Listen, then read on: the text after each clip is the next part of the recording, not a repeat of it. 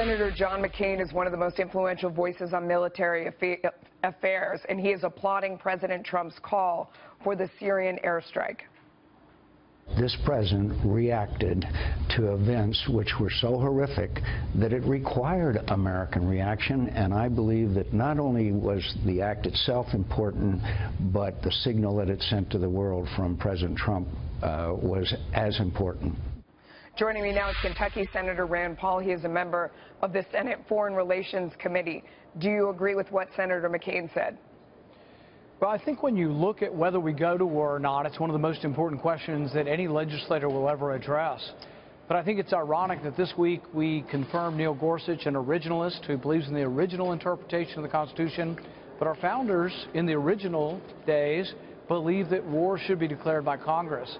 So I think before you even get into the debate of whether we should or shouldn't, we should start out with the law. And the law says that the president does not have the power to declare war, does not have the power to take us to war.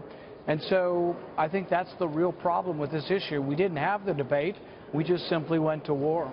The argument on the other side of that would be that we are not at war, that he took an action in order to stop the killing that was going on. Now it is his responsibility to come to you and to agree together on the next step. I guess the point is that we never know whether that initial salvo was the beginning of a war that will unleash thousands of bombs and involve hundreds of thousands of soldiers, or whether that was just sort of a warning shot and that's all it will be.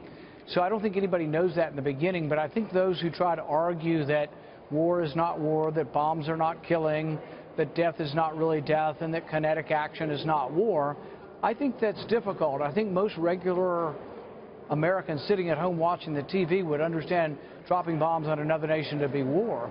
And I'm not saying that what Syria did wasn't atrocious, and that we aren't aghast at the pictures of the babies and children suffering from nerve gas.